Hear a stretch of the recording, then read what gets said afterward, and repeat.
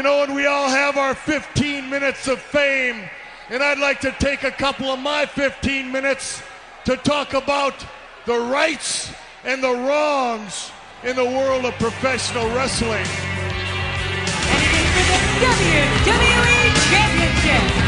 This match is for the ECW World Heavyweight Championship. For the World Heavyweight Championship. The match and new NWA Heavyweight Champion. We appreciate you guys coming out and taking your time to support women's wrestling in America. This match is for the AWA World Heavyweight Wrestling Championship. The title is true. WoW sucks at doing tournaments. They just need to get that out of me just right off the bat. Hello, folks. This is Mr. Green. You are listening to the Rights and Wrongs of Pro Wrestling Podcast. And their tournament is finally done. And I can say that with absolute certainty that they are no good at making tournaments. I'm sorry. They just are not. There hasn't been a single one of them that they have produced that they didn't have some level of recycled team or flipping people around or something like that, and this was no different. Now, I'm not saying that the match was bad. Far from it. It wasn't great. I mean, you know, let me phrase that right. I don't mean it that way. It was not like it's going to be an all-time classic, but the match was good. It's just that they are so bad at putting in tournaments. I don't know why. They just are. It's like somebody there just finds it fun. Like, oh, well, they just bumped out the second round. We'll just put them back in the first. What kind of stupidity is that? Anyhow, before I go off into talking about WoW and this episode and reviewing it in full, thank you for tuning in for that, by the way. Let's go through a couple of things that's out there on the women's wrestling circuit and maybe a editorial or two about what's going on in WoW. One of the first things, and I was really surprised to read this when I saw it, you're going to get a WWE performer that's going to show up at a different promotion while under contract to the WWE. And that person is Shayna Baszler, the Queen of Spades. She's going to show up at GCW's Bloodsport 10. Well, I guess it's Bloodsport 10. They got X, but it might just mean X. But anyway, we'll say Bloodsport 10 on April 4th. And, I mean, it's not unheard of.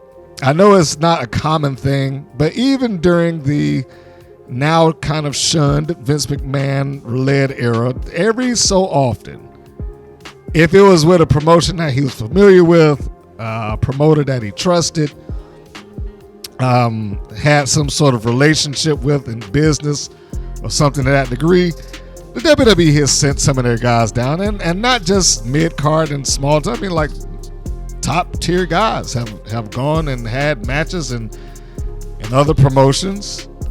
I mean, again, it's kind of funny. I just finished saying he who should be shunned, and I was about to use another name, Chris Benoit.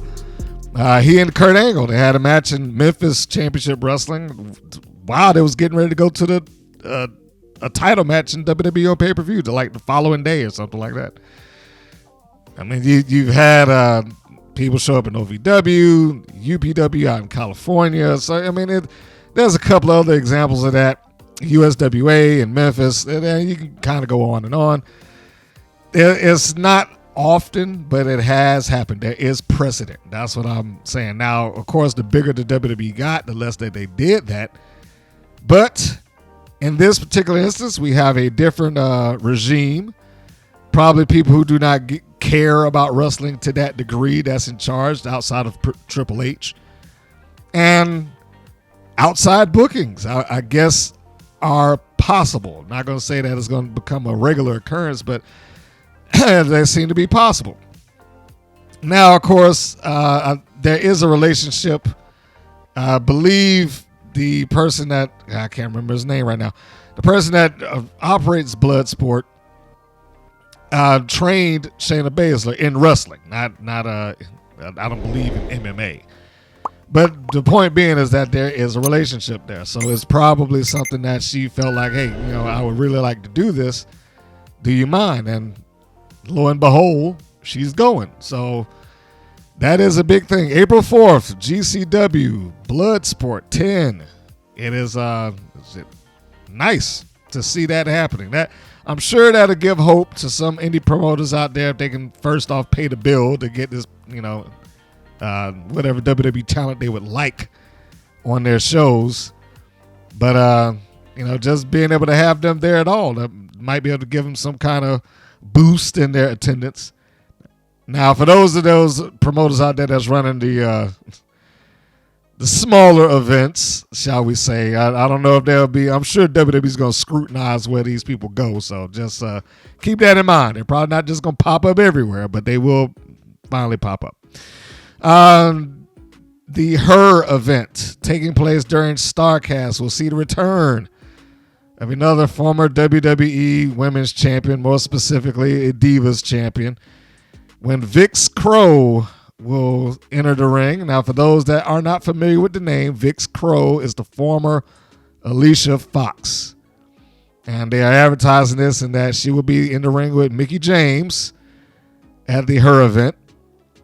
Also to feature several other names, including Jordynne Grace defending her TNA Knockouts World Championship against Delta. I am not familiar with Delta. I've just, read it off of that. So I can't give you any backup about it. And I'm also pretty sure that if it's going to be fun to have her there.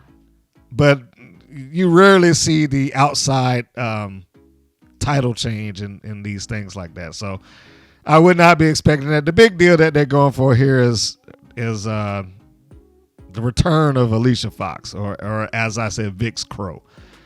I'm not going to sit here and say that I'm super excited about that. Nothing against Vix Crow. It's hard for me to even want to say that. But nothing against her, but it's not like she was ever known as some sort of phenomenal wrestler. She was a great personality, that I can give her, but she was never seen that way, and I do not perceive this as being some sort of dream match for anybody. They did talk about it's like they haven't been in the ring with each other since 2009.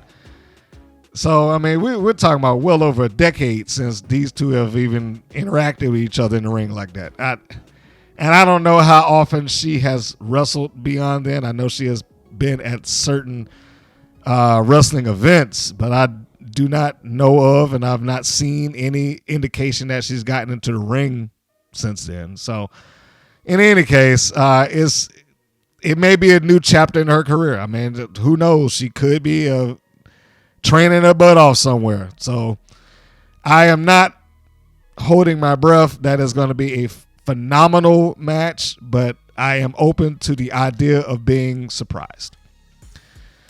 There are several ladies that are going to be exiting Stardom coming up very soon. Several being, I believe there are 5 at this point, including Julia. I don't know if I want to start reading the names because I do not want to butcher anybody. But all 5 names are expected to join Rossi Ogawa's new promotion. That was the gentleman that's had something to do with Stardom, and he left earlier in the year. So now he's starting up his new promotion, and he was a co-founder. And if I'm not mistaken, he might have been, how we say, asked to leave. So that might be why he's doing this.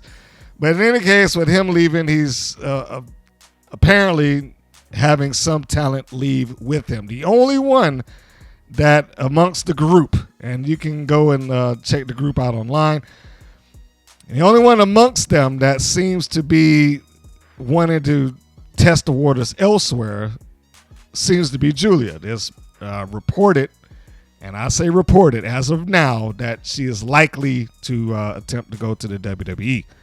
So we will keep our eyes open for that. Side note, it is a couple of episodes or podcasts ago, I mentioned, or I asked a question. after going through the Observer Awards and noticing that in no category, good or bad, did they have anything that said or related to WOW Women of Wrestling. Largely due to what I have said all along, is that WOW doesn't perceive nor does it present itself as a wrestling promotion. It presents itself as a wrestling show. And there's a slight difference to that. But I bring it up now because not only was it not listed in the Observer was good or bad, like it wasn't the best of anything, it wasn't the worst of anything, it wasn't ranked for anything, it wasn't even mentioned. But then you have things like this, where like the websites, the wrestling news, so to speak, will report on Stardom, a all-women's wrestling promotion in Japan, and not make a single mention of WOW anywhere. I mean, it's amazing to me that you have a company that is in the United States that largely features a pro wrestling environment. And I say largely because they have their moments when they just kind of veer off the path. But they largely present a pro wrestling environment. And it's like they make no efforts to try and capitalize on that audience whatsoever. I don't understand it. It doesn't make any sense. It's not necessarily an easy audience to get, but it's an audience that they are already on the outskirts of. Just by the fact that they have certain wrestlers in it. Just by the fact that it takes place in a wrestling ring and is presented as wrestling. But nothing about them ever goes that way. It's like they have no interest in trying to accommodate or attract the pro wrestling crowd. They just want the casual TV viewer, and I don't know if the casual TV viewer is going to deal with them. It's like, the more I look into WOW right now, as of me recording this today, the more I look at them, it's like the less information I start to get. I don't get them off of any other wire of wrestling news. They don't get voted on or talked about in the Observer. They have a very, very small imprint on Reddit that I have seen. Because any time that I've ever looked into it is maybe less than 10 people that's talking about it. It's not bad that there's people talking about it, but I'm saying there's not a huge audience that seemingly exists online. I know it's more people than that. The Reddit thing, you know, they've been a good group, but I would have expected a few more than that. It's just such an oddity to me. I mean, when I went through and I was writing my notes and I looked at it, I was like, Stardom. Not only does that, I mean, but like some of the other small all-female promotions, they still get at least some kind of mention. Like I was just on Diva Dirt the other day. The last mention of WOW that I saw was like something from 2022. And it takes me back to when I said they had the key to that audience just with having AJ Mendez there, and they did nothing with it. Didn't bring it up. I mean, if you weren't paying attention to the show, you may not have known that she was there. It's a fascinating idea that they just feel like, you know, somebody, I'm not going to say they, somebody there feels like, well, or doesn't see the value in it. That's probably a better way to put it. They may not see the value in attempting to try to get into that market. I can't imagine why not. The more eyes you have on your product, the better, regardless of where they're coming from. At this point, no, WOW isn't a startup, but they basically have started over for the fourth time. So, I mean, why would you work against that? Doing the same thing that you've always done for the better half of 20 years and not having made any sort of leeway into it would pretty much tell me that we need to try something different. It's like WoW didn't need a wrestling community until they really needed a wrestling community when they showed up at WrestleCade and something like that. But outside of that, it's been let's go to the Comic-Con, or we'll send somebody to the local news outlet or something along those lines, to people who probably do not care about wrestling in general. They just like the idea of some colorful outfits and nice looking women coming on the show, and the idea of, we're doing this for women empowerment, because that's always been the story. But again, it is just a fascinating thing to me that most wrestling outlets that cover this stuff has seemingly either stopped doing it on WoW or just don't do it at all. WrestleNomics. I just contacted WrestleNomics the other day. And at this point, he's like, I'd make no guarantees about, he said, I'll look into it again, but I make no guarantees about providing ratings for WoW anymore. It's like, it's not even worth it. For all the talk that I've, read and heard, WoW gets more higher ratings than Impact. Yeah, but they cover Impact. They show the ratings for Impact. Impact has stars. Impact has a presence in the wrestling community. The same thing that WoW could be doing, they're doing right now, whether they have as many people watching or not. And for whatever reasons, for whatever logic that exists, it's like they refuse to try to do it. How difficult is it? Just send a press release out to Diva and have it print this, or give them some access to some talent for interviews and what have you. But outside of outlets like mine, because there are a couple other podcasts out there that will address WoW and talk to WoW, and I've seen some talk to some WoW superheroes lately.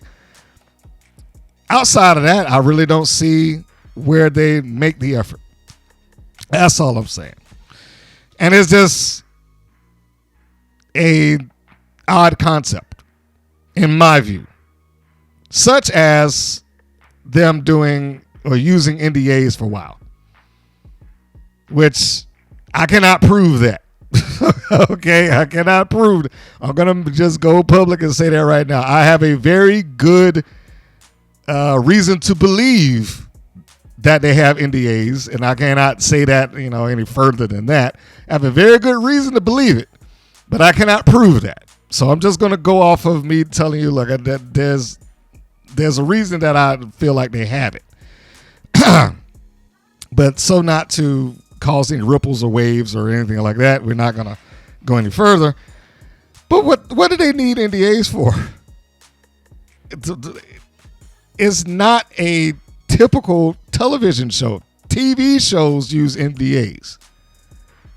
If you look it up right now, there's the point of having NDAs is to protect the privacy of a project, and specifically to prevent competitors from gaining information that could be used against the project. That is the written definition of an NDA, non-disclosure agreement. But what do they need it for? Like any other place that could potentially use their proprietary information is already doing it, and probably doing it just as well, if not better.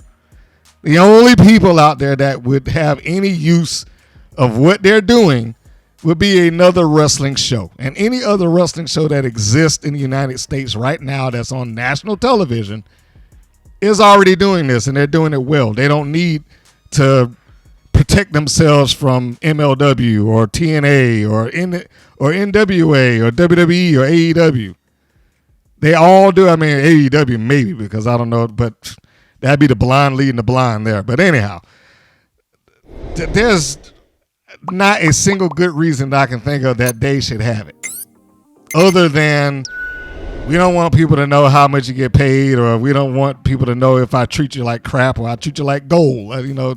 I just want to be left alone and nobody know anything about WoW ever, besides what I tell them to know. So it could be that, but it is not like writing a sitcom and they've got the formula for the greatest one that's on TV currently, or something like that. In those cases, I can understand. Hey, look, we don't want anybody to know our writing style or or our show Bible, or whatever reasons that people have it in the entertainment industry, and there are many. But an NDA for a pro wrestling company, it seems absurd. I know that they have people who are coming in there who do not have a wrestling background whatsoever, and that's probably how they view things and how it's supposed to be for them. Sign NDA because this is our project, but normally you're doing that when the project hasn't gone anywhere yet. This thing is public, it's on national television. What is it that they're trying to protect? That it needs to be, the talent held to secrecy. I can't tell you anything about WoW because papers. So I don't know. In any case, that all kind of rolls in together. I just felt like I needed to vent and get that off my chest before I went into the show because it just seems absurd and stupid to be like, sign this and don't say anything about WoW. Anyway, well, I guess he want to keep himself out of the shoot interviews or whatever the case may be. We'll find out about it 20 years from now.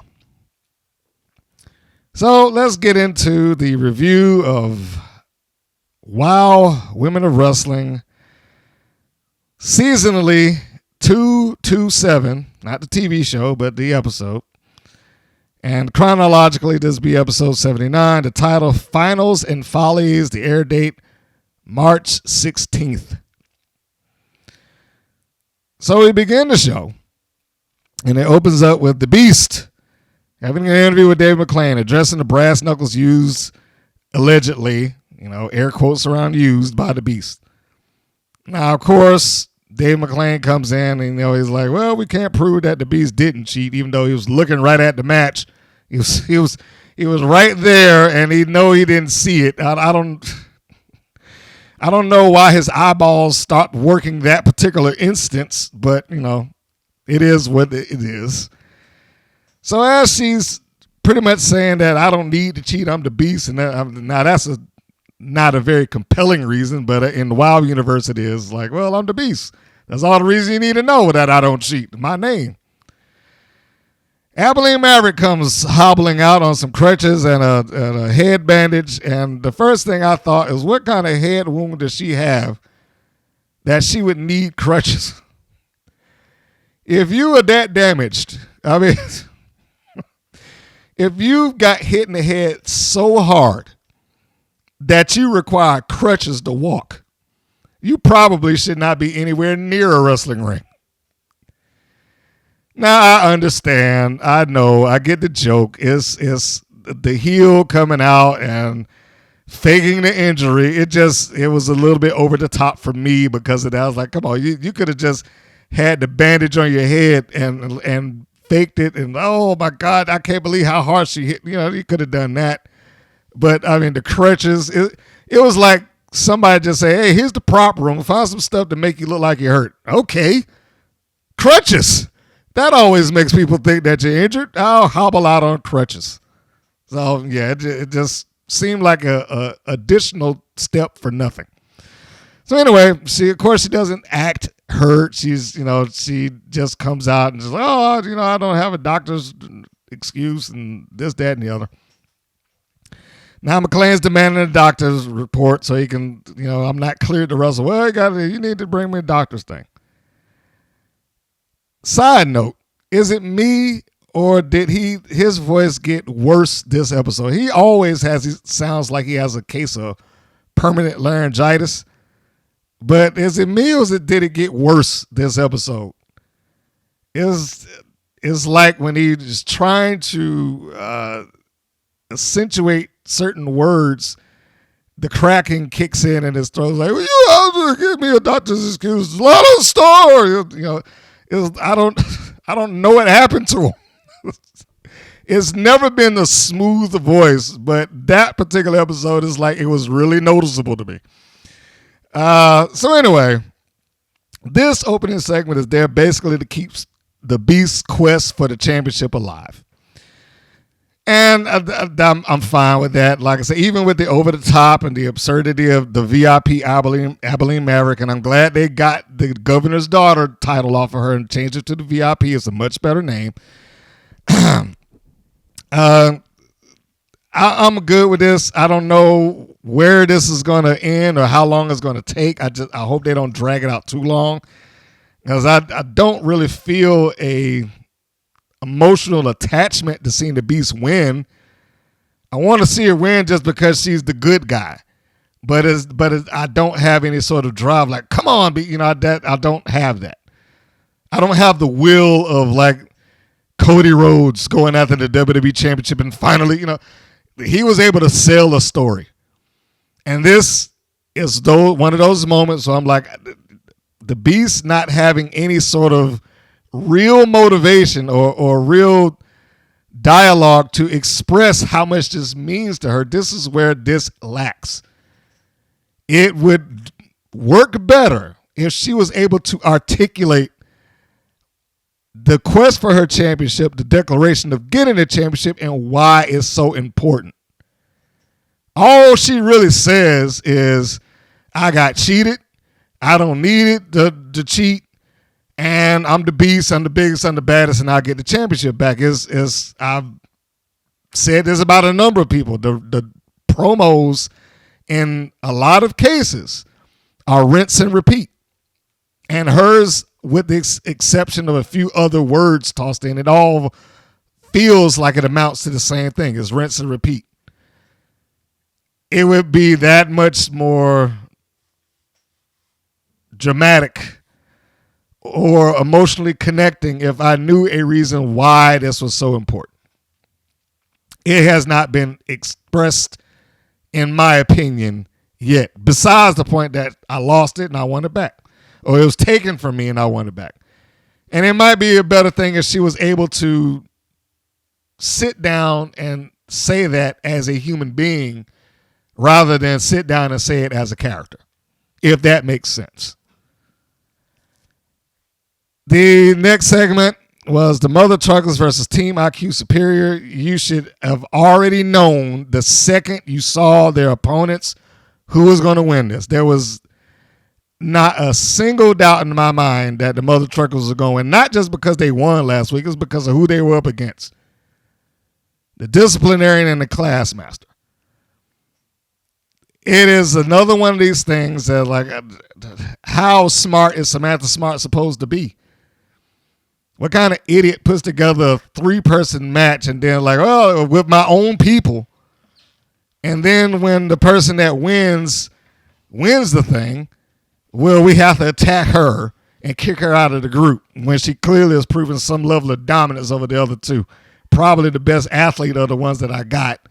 And I'm going to keep the one, the disciplinarian, who's been here with me the longest because she's been here with me the longest, and she loses constantly. Her record is crap. So the only good thing that came out is the Class Master didn't get pinned. That was it. That was it. They did not pin the Class Masters. That is the single good thing that this match had. Now, because of Reddit, in fact, I'm led to believe that the Disciplinarian has parted ways with WoW. I have not confirmed that. They said it was in her Instagram stories. I did not find it, but I also did not go looking exceptionally hard. So if you happen to see it, then hey, then you heard it here. She's leaving. It wouldn't surprise me if that were the case. It's probably about due for her to go. I don't know what her and I like Ivory Robin. That's who she was in a reality of wrestling when she was just getting started off, and she was a 2-time Diamond Divisions champion. Ivory Robin is a great wrestler. The Disciplinarian, not so much. So in any case, to skip through all this, the Mother Truckers win. The way that you would expect them to. Holly Swag pins the Disciplinarian with the hitch and ditch, and there we go. They cut a promo after the match. And then they sell the honk again. I hate that thing. And as I said, the only good thing that happened here is that they managed to get the class master out of the way and out of the ring, so she did not have to, suffer a loss, and she could still look strong as they started her off. For the last 2 weeks, she's been looking strong, and she looked strong in this match. I have to give her credit there. I concerned about the class master specifically, because whenever I see her outside of WoW as low as grain, it's like all her matches seem to be like comedy matches or cosplay matches or something like that. If she's going to be the dominant force amongst Team IQ Superior, then I want her to be that. Yeah, and I really think that she need to change the look. Don't just be dominant, look dominant. Don't come out there with the cap and gown and pointing at a clearly fake book, talking about how smart you are and people need to read, when the only thing that she's ever done in the ring is show strength, and then she's like, see, I'm smart. I don't know how that equates to being smart when you're just naturally taller than Holly Swag. So, yeah, it ain't just the booking. Some of that is the look. And I really wish they took this time, especially if the disciplinarian is stepping down, if she is leaving. This will be the time that I think that you can retool Samantha Smart and the class master, have her do something to make her look like she's a strategist. All right, we're going to start this off from scratch. We're going to not just change you. We're going to change your mentality. We're going to change your arsenal. We're going to change how you look. We're going to make you the most dominant thing in the WoW. Everybody's going to regret the day that they came across Samantha Smart, et cetera, et cetera, et cetera. She has been presented stronger and more dominant, at least in this match, until she came up against Big Rig Betty. So I'm not really sure that I would have wanted to match them up against each other just yet, unless it was going to be the class master getting the better of her at least a few times before Big Rig turns it around. All that aside, like I said, the match was the match. It was fine, but there was no surprise for me about who was going to come out on top here. I was like, it's going to be the Mother Truckers. End of story. And that's what it was. I've already put their record out on the podcast. I think they're 19-2 now, or at this point, if I'm remembering it, because I left off at 18. I just can't remember if I had a match in between, or the Mother Truckers had a match in between this episode or not. But yeah, they've only lost twice. And I exclude the 4-way. That would make it 3 times. So if you want to toss that in, you can. But they've only lost less than a handful of times, 3 times at best. So no surprises here. Next segment, Lana Star, Miami Sweet Heat are backstage. They talk about getting the titles back. And the funny thing here is that Miami Sweet Heat pretty much tells the audience everything that they already know. They're sitting back there drinking a champagne on the Miami Sweet Heat is on the couch. Lana Star's on the chair, like side by side with them. And they're questioning how Team IQ Superior got a title match that they didn't deserve. And then one of them asked, have they ever even won a match? I'm like, what? Like, on your own TV, have they ever even won a match? Now, I know that they never won a match, and I know that they suck as a team. But there we go. I mean, even the heels here are addressing what we have already seen. Now, I will give them credit for acknowledging the obvious. Why are they in this match? What did they do to deserve it? Have they even won anything to be there? The answer to most of that is no. They haven't done anything to deserve it. They didn't win anything to get there, and they don't win. So you've got this team calling that out on TV. And, of course, Lana Star is not concerned. There's no panic in either one of them. There's no nervousness, no anxiousness. No, we got to get none of that. They're just chilling out. They're drinking. It's like, I already have a plan, and, but what is it? Well, I can't tell you while the camera's here. So for whatever reason, today they decided to acknowledge the camera, when most cases, WoW doesn't. The camera's just invisible, and we kind of peer into it. I wish they would find their groove with that camera. Either it's actually a camera or it's not. But in this case, it was. It was a camera, and then they just made the cameraman point the camera at the floor. I was like, I don't know how that would stop them from not hearing it. The microphones work, but, I guess you only think about those things when you're in production. It's like, yeah, I don't care. So what if I can't see you? If I leave the camera running, I can hear everything you're saying. Now that's just a whole different thing, but I digress. It did bring to mind one thing. The same thing I said with another episode. It's amazing how these things keep coming back around. It's absolutely amazing. The ranking of the managers. There is Lana Star, and there's everybody else, as I said previously. Every other manager here does nothing. Sophia Lopez has a horrible team.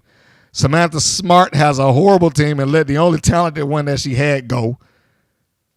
Angelica Dante has Chainsaw, but that's just by proxy of her being her TV sister. I mean, there's Lana Star and there's everybody else. Nobody else does anything. And so much to the point that she has little to no concern about getting the championships back. It's like it comes off like it's just a matter of time. We'll get it back. I have a plan. Don't worry. So we go out of that and we go to the next thing. Speaking of Sophia Lopez. I like Sophia Lopez. I do. I do not like how she has been presented, nor do I like how her team has been presented, nor do I like how they have shot certain things around this team. So, if you watched the episode, you may have noticed that they had a different partner for the team, Angel Rose, replacing Evelyn Rivera. Now, as far as I know, Rivera seemingly has cut off her social media. The last time that I looked, I have not seen anything as her former social media existed. Last time that I saw her on social media, it wasn't even on hers. It was on Jasmine Allures on Instagram. So I don't know if she's even still wrestling at all or not, much less with WoW. And that's fine. She might have some things that she's going on in her life. She might be hurt, might have changed her mind. It might be any number of reasons. But I don't know where she is or what she's doing. And, that's not information I could provide. So if I see or hear or whatever, something about it in the near future or in the late future, then I will be sure to bring it up. But that aside, and I hope she's doing well. I hope that this isn't the case that she stepped out because something went wrong. I hope she's okay. But that aside, we have a new partner here. We got Angel Rose. Now, the first thing that I looked at was that they already had an outfit ready for her. Not only did they already have an outfit, on their Instagram, they did the old fake press conference. I don't want to say that it comes off cheap, but for a company that's got some money behind it, that came off a little cheap. Somebody was clearly holding this boom mic or trying to hold it still. I was like, okay, you couldn't get a mic stand to hold this thing up in front of them. And you couldn't get it to shoot where she's talking to the camera instead of off camera like she is. It seems like they've started doing these video spots on their Instagram for like after the match. Because they did one with Team IQ Superior. They lost, and then they uploaded something on Instagram. And of course, Classmaster turns it into a joke. But with the Bandidas and Lopez, she's explaining, this is before the match, that she's explaining why Angel Rose is there and where Rivera went. The kayfabe answer is that Rivera was losing too much. She cost them like twice. So she cut her loose. It's basically what she's saying. That's not verbatim, but that's basically what she was getting at. She lost, so we replaced her with Angel Rose. Now, because they had this on Instagram, I'm not really sure whether this should have been on TV or not. And I'll explain that. On the one hand, this probably should have been on TV to tell the audience why there's a new member there, instead of having the commentators have to do it. I cannot imagine that they got that footage at such a last second instance that they were unable to incorporate it into the show, especially when they shot it and she already had an outfit for it. And apparently this was taking place ahead of the match. So I don't know why that wouldn't have been able to be inserted into the show.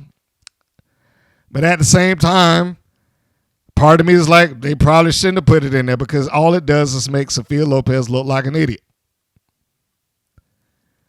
I fired this person because she was messing up.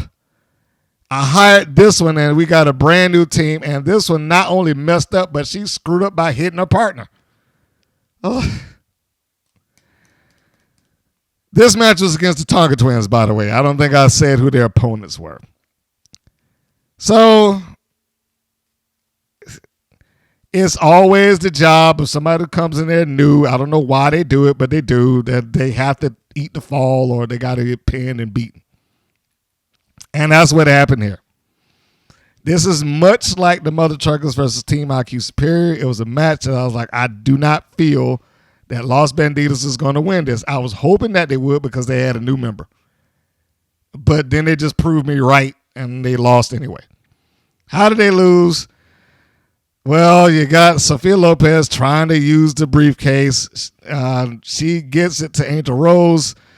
Angel Rose tries to save Sylvia Sanchez from being double teamed by the Tonga Twins. One of them moves out the way.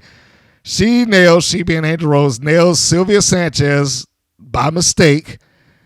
And of course, that opens her up to be double teamed and hit with the Tongan drop by the Tonga Twins. 1, 2, 3, she's done.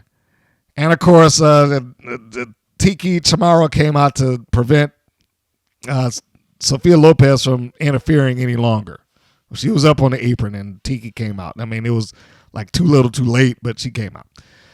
So I don't know. I mean, the only thing that I saw out of that made any sort of sense to me was the frustration of Sophia Lopez walking out of the ring and leaving her team behind. I'm not even sure if that'll go anywhere. If I know, wow, I've lost faith in them being able to do that, it would not surprise me if that's never brought up again. I will hold out hope that they do something with it, but it will not be a shock to me if they do not do a thing with that. So we got the new Los Bandidas. It is mentioned who the member is in blurbs by the commentating team. And there is a point in the match where I just like, you as a commentator have to know what you want to call and what you don't. Dave McClain is actually trying to sell the idea of Sophia Lopez sliding her briefcase into the butt of one of the Tonga Twins as like she's getting hit. I'm like, that? A couple of small whacks with this briefcase, is that's supposed to be painful? I mean, I know Sophia was trying. I know she was, but that was not the place to be attempting to cheat. It's not a good place for it in the corner unless she was going to do something else. I mean, there's not a real good swing area with that briefcase in that spot. If she wanted to choke her or something like that around the turnbuckle post, then I can see that. If she wanted to pull her hair to keep her down or something like that, then I can see that. But if she wants to use the briefcase, then either Sanchez or Rose should be setting her up for it. Pitch the opponent out to the floor, go over there and talk to the referee, distract him, or go over and run over there and smack the other partner so the referee's forced to keep him back in. Have one of that opponent who got tossed out to the floor know that they're getting ready to sell, put the back up, and then let Lopez come down across the back as hard as she can so it get a good sound off in the arena. And then back up immediately. I didn't do anything. What are you talking about? But, what do I know? Next segment is Team Spirit. And they follow the coach around like a group of lost puppies. Coach, what are we doing? Where are we going? What are you doing? How are we going here? Blah, blah, blah. It's just question after question after question, which almost makes me feel like Coach should have dumped them. But we'll get to that because they sound annoying. It's like a group of annoying kids. I don't know why you're supposed to feel sympathy for them. So Coach is getting them, and she says, hey, grab that bench over there, which I just, at the bottom of the WOW steps, by the way. This is happening down there to the invisible camera that just lingers at the bottom of the WOW steps nonstop to catch these interactions. So she is having them follow her, and then she notices a convenient bench over there. Hey, grab that bench. And then they get it, and all three of them carry it up and up the stairs and follow the coach out. She's like, I'll explain everything later. Ariel Scott seems to revert it back into being a dimwit. When she was on commentary, her intelligence and IQ points raised so that she could hold conversation. But after that, it's like she's just reverted back down to being, one of the stooges again. The next segment is Team Spirit coming out and going into the ring. And we got Coach cutting another Coach self-grandizing promo. Nothing surprising here. She talks to David.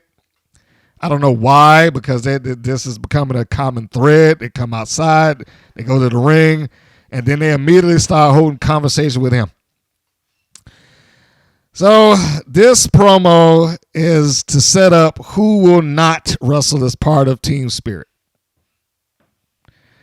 Now I can get back to the point being that this tournament is stupid. And I tried to give it a chance. I did. But it is, why bother to have a tournament? And I'm not talking about the individual matches in it. Nor am I talking about the persons that were involved in the tournament, but why have a tournament that you would have a first round elimination, the Mighty Mites, and the following week they're right back in it with another partner with no repercussions? If you could just get bumped out of the tournament and just jump back in it, then what is the point of the tournament? Never mind the fact that every round that Team Spirit had, and one of those isn't their fault, but every round that Team Spirit had has been a different combination of people. What is a fluid tournament supposed? I mean, that's just a made-up term. There's no such thing. There's no such thing outside of the universe of the cartoon land of WoW where that will ever fly. As I'm recording this right now, we're in the middle of March Madness. Or it is just starting off. I shouldn't say in the middle. It's just starting off. It is a tournament. For those who aren't familiar, it's a basketball tournament that takes place over a couple of weeks across multiple networks. It's big business, and it shows the top best of the best universities across the country. University basketball teams, male and female. And the tournament sells the eyes for the show. Or for the game. People want to see basketball. They tune in and they watch the tournament. And it's such a big. They put the bracket is bracketology. Who's going to win this thing? And then the stories get derived from that. The underdog stories. The coaches that's going, this is the last shot that this team had. Blah blah blah. All the drama unfolds from the tournament during the tournament. And as such, they make winning it means something. when I have a tournament that if I beat somebody round one and they could just inexplicably just show back up, then what am I doing this for? For what reason would I bother to do this? And that's a kayfabe question, but I mean, seriously, why would you bother to do that? Is this going to get me a bigger check? Is this going to get me a title shot? Why would I annoy myself trying to compete in a tournament that I can't tell who I'm up against because they may just pop back in there. They get eliminated second round. The second round may just start again. There's not a single tournament that WoW has done that they haven't done that. Somebody just get recycled or a team pop up out of nowhere. Not one. WoW is awful at doing tournaments. Awful. They suck at it. So, like I said, self-grandizing promo from Coach. Talks to David. Setting up who we're going to bench today, hence the convenient bench that they found at the bottom of the stairwell. It's amazing how that happened to be there that day. After this, Exile has a backstage segment. They're still playing into the I'm the leader deal, and they're showing clear dissension in the ranks. This tournament is a backdrop for personal drama amongst the teams. It didn't mean anything. If they do it again next year, I will not care. But, yeah, that is just a backdrop for other stuff. Well, they might have been able to get something annual out of it. They've flushed that down the toilet. I cannot imagine that this did anything for ratings, but I won't know because WrestleNomics doesn't care about doing WoW anymore like a lot of outlets don't. Next promo is for next week, which is right in front of me now as I'm recording this because I've seen the preview. Well, I've seen portions of this episode, and I won't spoil anything, but it's promo for Katrina Jinx versus Princess Aussie.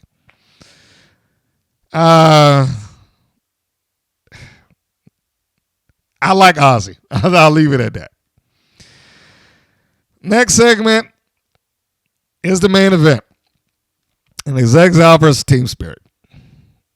As I just said, this tournament took a backseat to infighting on both sides of the fence. It's infighting with Exile because Genesis is carrying on with this I'm the leader nonsense, which I don't know where that's going. And I'll probably have to wait another 2 or 3 weeks to see it take another step. And then there's infighting with Team Spirit, although they don't know it because the cheerleaders are too stupid to realize it. So Coach comes out, and even though she does it one by one, she immediately benches all of the members of Team Spirit. Because earlier she's like, well, as long as I'm in the tournament, then it's Team Spirit. As long as Coach is in it, then Team Spirit exists, basically. So David agrees to this. I don't know why he would agree to this, but he agrees to this. I will give credit to where it's due that they tried to insert some logic to it. I don't agree with the logic, but it's the closest thing that they got to get to where they were going. Because if I'm exiling, I'm across the ring from this, and I'm seeing them just randomly pick people out of nowhere who didn't participate in this tournament whatsoever to face me in the finals, then I'd be pissed. Why didn't they get on the microphone and say, this is bull? What are you talking about? We went through every round. Why did they get to change everybody out? So anyhow, she being Coach, she sits Sparks down and she sits Pep Riley down, which how much time did they have wrestling in this thing at all? 5 minutes collectively? And I'm talking about across 2 matches. Maybe 3. How long did they actually have just in-ring time? It couldn't be more than like 5 or 6 minutes. But why were they even in this? What was the point of doing the search for a third member to get to this portion of the show or of the angle? What was the point of any of that? So Sasha Sparks gets sat down. Pep Riley gets sat down, which she probably needed to be because like her only job in the match is just get bumped around anyway. And then they sit down Ariel Sky, which I'm not even sure why she would be there. Coach could have just played off, hey, look, we're concerned about you, sit down. But that's not what she did. She did what Coach normally does, and she does this, I know best, and I'm self-grandizing. I'm the coach, do what I say, and everything that they've always done. Coach has always been a heel, masquerading as a babyface, and she didn't masquerade hard. It's not like she changed her ways or something like that, but she's always come across as a condescending prick.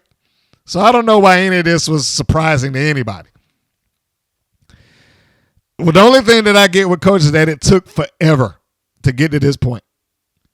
That was the one thing that people that was in the room that saw this show for any length of time, like I'm talking like for months, they're like, well, it's about time. She's like, she doesn't come off like a nice person at all. Like, I'm surprised it took her this long to turn. That's somebody else saying that, not me. And that's not even somebody that watches wrestling regularly. He just looks at it because we had the same job and we have to monitor that. So after they're out and she benches everybody, David McClain's out there overselling. He's like, what are we going to do? How's he can't do, And then Coach introduces Gloria Glitter and Candy Crush because, a couple of weeks ago we've had interactions between them at certain points in time individually. Coach walking up to Gloria Glitter after she had a loss. And he's like, oh, yeah, Coach says do this, which was probably the easiest, most simplest piece of advice that you could give. Like something along the lines of, hey, when people point a gun at you, move out of the way. I was like, really? I didn't think of that. It was pretty much advice basically along those lines. Like, you celebrated too early. Next time, keep your eye on your opponent. Really? Hey, what? Well, that sounds like a genius idea. Maybe I should keep my eye on the opponent until I know I've won. God. Anyway, so that was the interaction that Coach had with Gloria Glitter. And, of course, we had Candy Crush. We had an interaction with Gloria Glitter in the back also. Glitter being, I guess, the center point between the two. And it looked like Crush and Glitter were becoming a tag team just based off of that. So I felt like we were getting the beginnings of a Candy Crush heel turn right there. And that was fine. Here is where I didn't know what the crowd was going to make of this. Because I'm looking at them. The first time that I watched it, because I looked at it like 3 times. The first time I watched this, I was really paying attention to the crowd to see like how many people are really engaged in this match. How many people are actually cheering or rooting for somebody or wanting somebody to win. And it ain't many. Like, they're rooting for them. They're cheering for the moves and they're clapping and they're applauding. But it's like, how could they look at this match and know that, hey, I need to cheer for team spirit when they swapped out everybody that was in it other than Coach? Well, how should I cheer for Exile when they come in as a heel team? And speaking of heel, Gloria Glitter's a heel. Coach is condescending. Candy Crush we don't know about. It's like, who are you supposed to be cheering for here? It's the idiocy of that tournament just knows no bounds. And so they had this, and I am positive that crowd probably didn't know what to make of it. They just was at a TV taping and applauding the stuff that was in front of them because the match looked good. You got to give them that. The match looked good. They performed. They moves well, and I don't recall any major flub ups or anything like that. Everybody looked like they were. I don't want to say a star, but they looked the part. We'll say that. So the new Team Spirit, for all intents and purposes, worked as a babyface, even though that this is a heel versus heel match. The bench members of Team Spirit sat at ringside for whatever reason, because Coach told them to, I guess, and they pretty much just acted like the cheerleaders that they are and raised their pom-poms and cheered for the team and whatever. Match was fine, but Coach wins with the buzzer beater on Ice Cold for the win. And Team Spirit in its most recent and I guess final incarnation wins the tournament. So all the members gathered inside the ring. And Candy Crush stands next to Pep Riley. Well, Pep Riley and Sasha Sparks stand next to Crush and Glory Glitter. Coach gets the trophy and she gets the microphone and then she gets to cut a promo and Ariel Sky's in there. She's standing behind her and she does another Coach promo and she's, running down, none of this would be possible if Ariel Sky hadn't have done such as basically saying if Ariel Sky hadn't have dared to think for herself and try to get somebody else in the team, which honestly she shouldn't have done because why? For what reason? What was that for? I questioned it then. I was like, what was the whole point of having this alleged worldwide search if you were going to turn around and just find somebody like the following 2 weeks with absolute ease? So she runs it down like, but fortunately Coach stepped up and blah, blah, blah, blah, blah. And after all of that, after clearly being run down in front of the audience, her teammates in the world, a quick turn of tone, and Coach's like, all right, well, so come up here and get your trophy.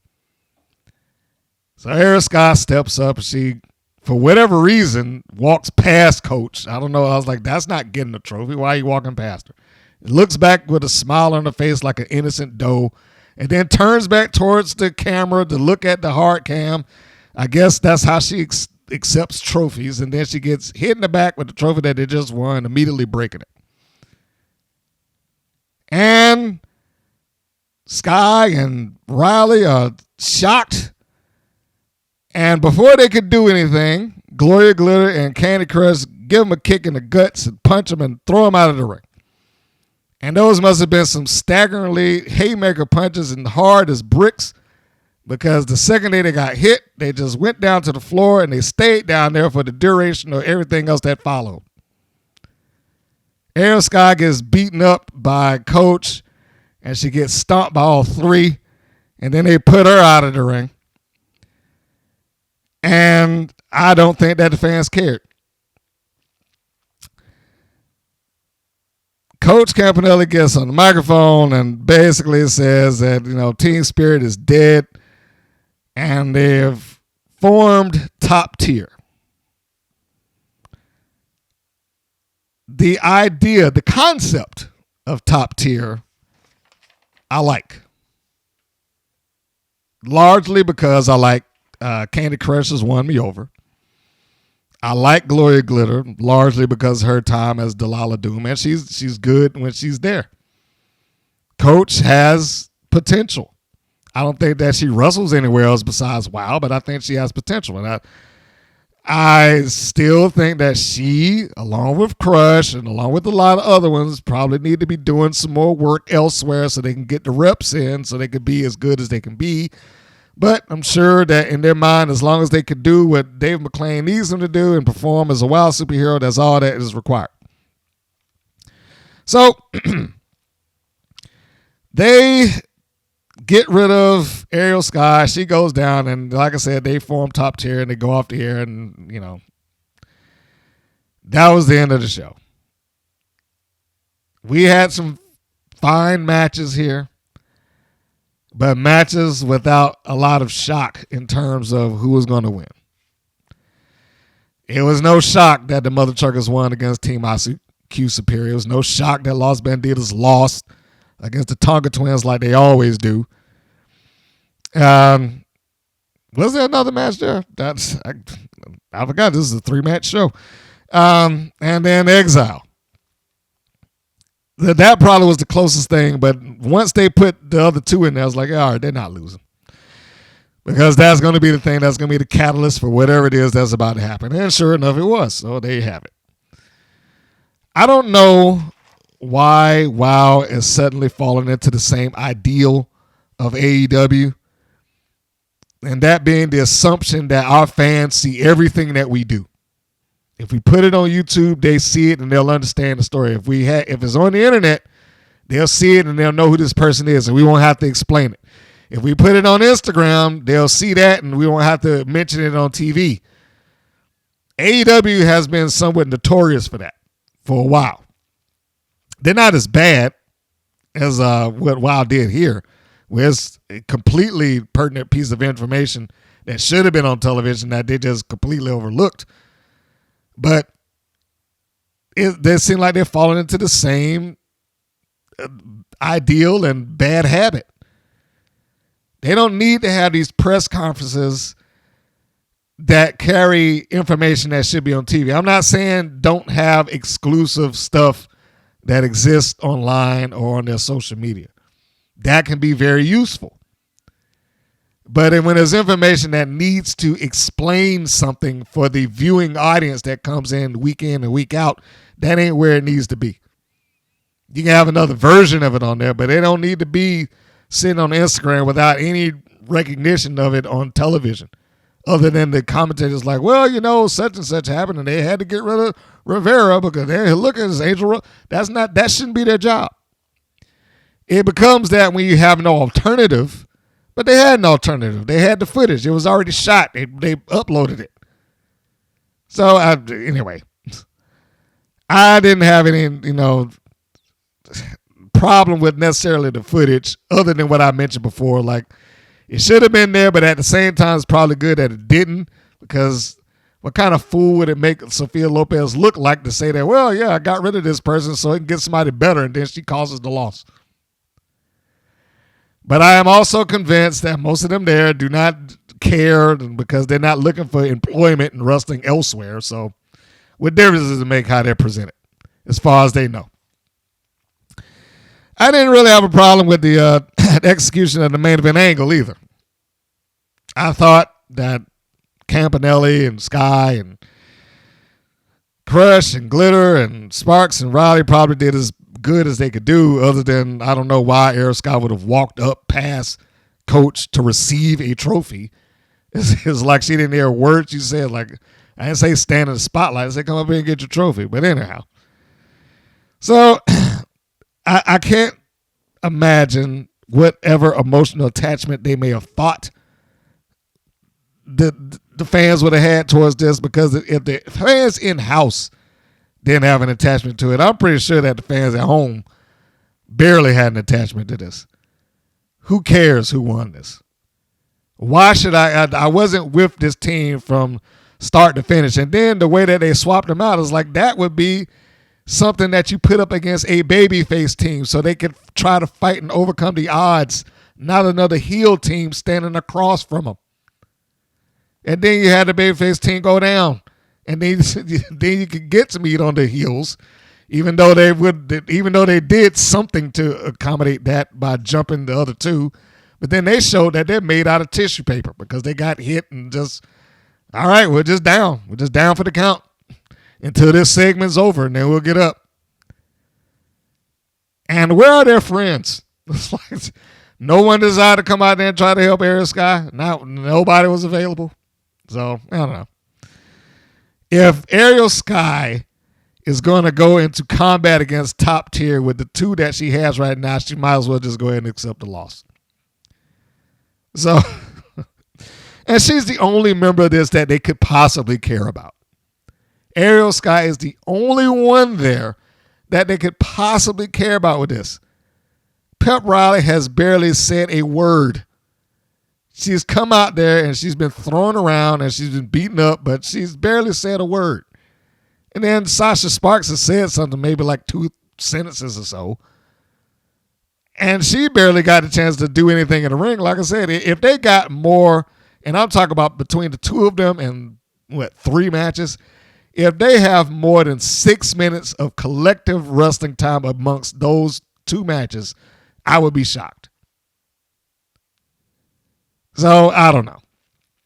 Anyhow, if they got more than 3 minutes of collective wrestling time on air with that company, I would be amazed. Now that I'm really thinking about it. So there it is. And if it takes weeks for Team Spirit to get some kind of revenge, or at least attempt some revenge on Top Tier, or say something about it, I'll be, really disappointed. They at least need to do that. And I do think that is supposed to be around the corner. As I said, I looked at a little portion of the next episode of WoW. I cheated the system a little bit. It was already uploaded, and I got the press release, so I was a bit curious. I was like, well, I already know what the matchups are going to be, and I was wondering who was going to win and who was going to lose. I mean, because honestly, when I saw the matchups, I wish I could say that I was emotionally driven to watch it. I will, because it's going to be on, but I'm not just like, hey, I have to see this match because it's going to be the matchup of a lifetime, and it's Princess Ozzy and Katarina Jinx. That's worth the price of admission and more. I don't know. I didn't feel that.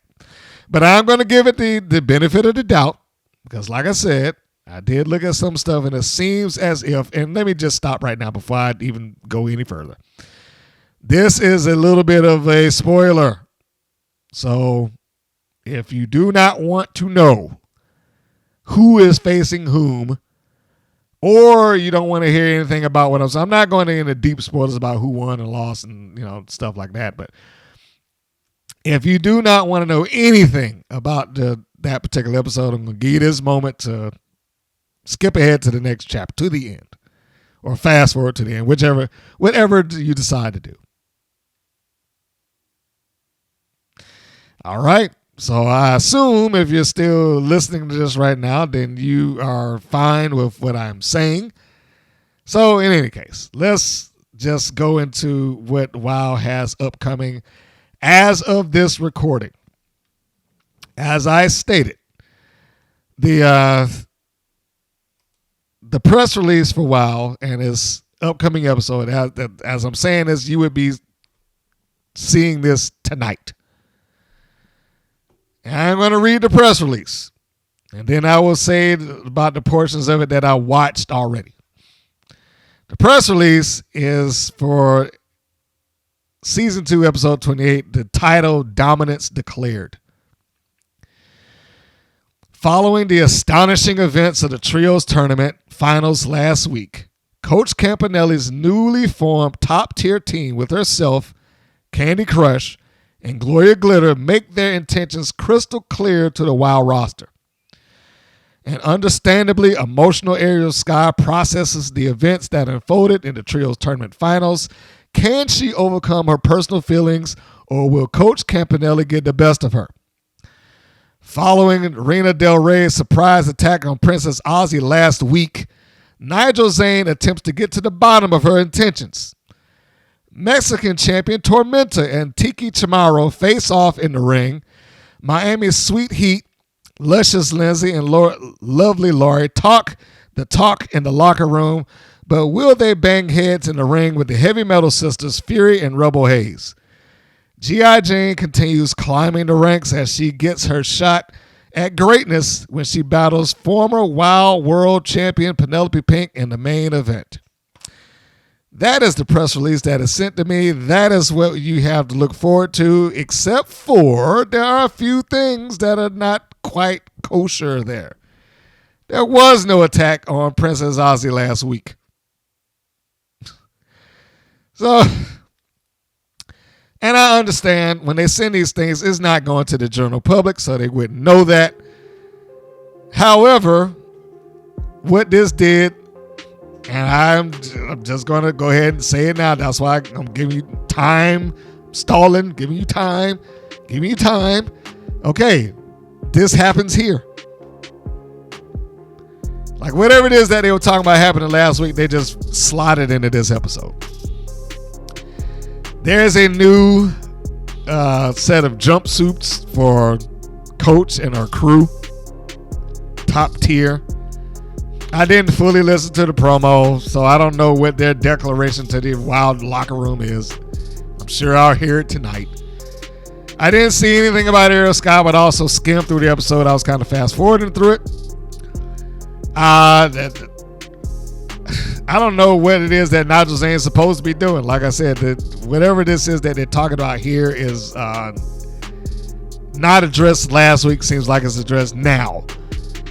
And what the reasons for it are, who knows? Other than Reina Del Rey needs something else to do because Wrecking Ball is no longer with WoW.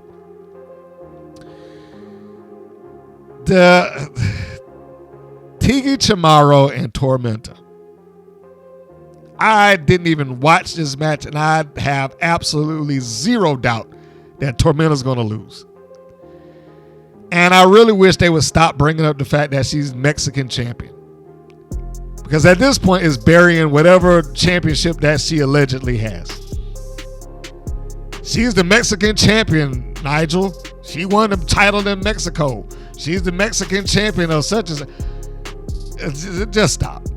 Because it buries Mexico, whatever company that she's in. Because if she is the champion she's the Mexican champion currently. And then she comes on Wild Television and loses 9 out of every 10 matches that she has, then the competition in wherever she's coming from has to be subpar. So, I mean, they need to have a different symbol of status for Tormenta rather than she's the Mexican champion of some fictional wrestling promotion, because they never attach it to anything. It's just Mexican champion. Not CMLL, not AAA, not, Lucha Libre America, nothing like that. It's just Mexican champion.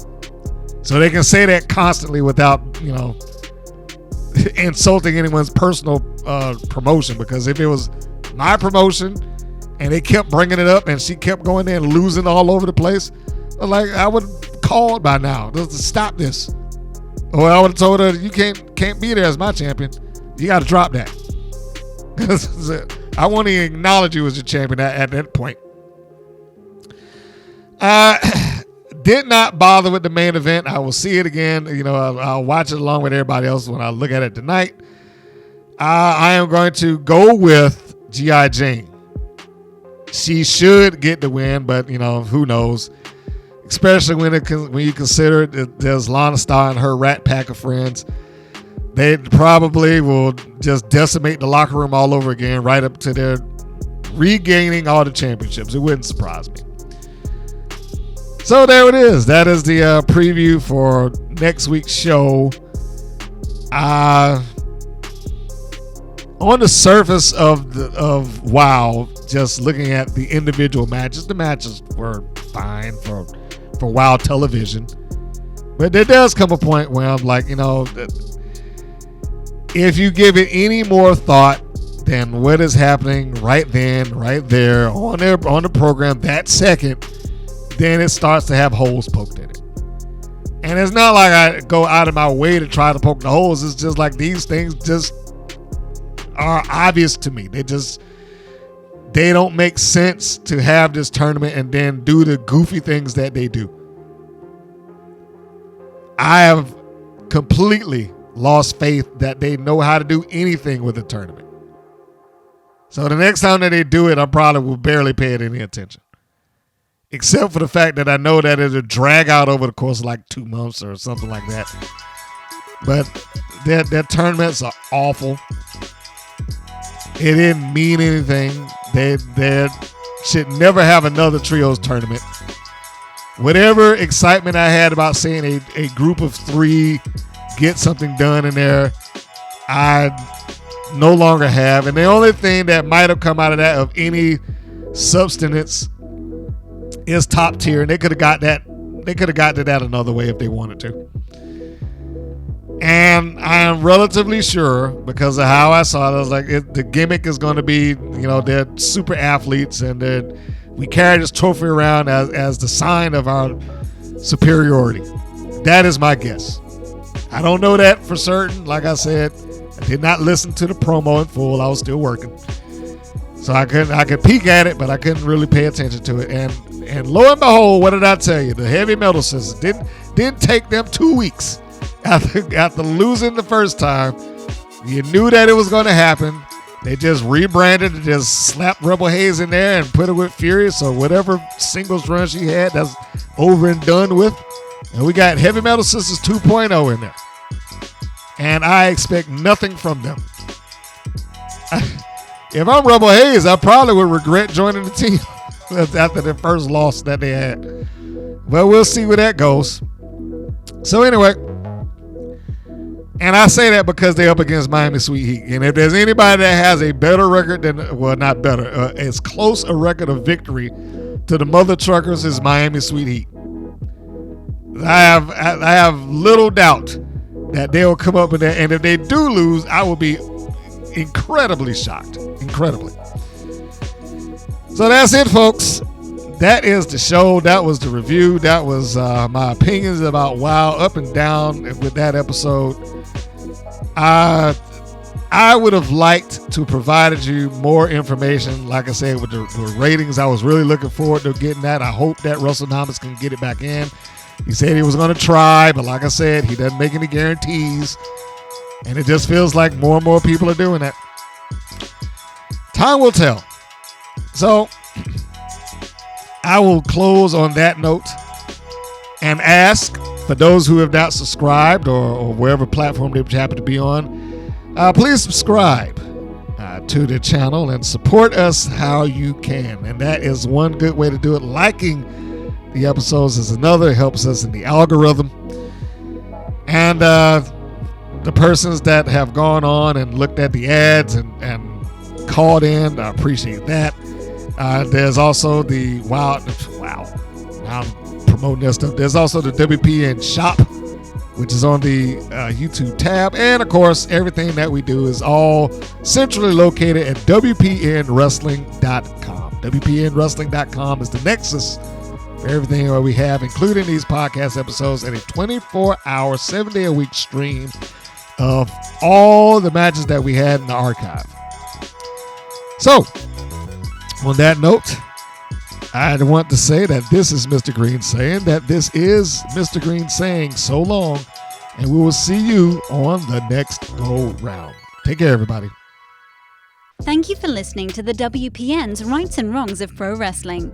If you have questions or comments, please contact us via our Facebook or our YouTube channel at the Women's Pro Wrestling Network. If you're new to the WPN, feel free to subscribe to our channel and like our page. We appreciate your support. Thank you again for listening.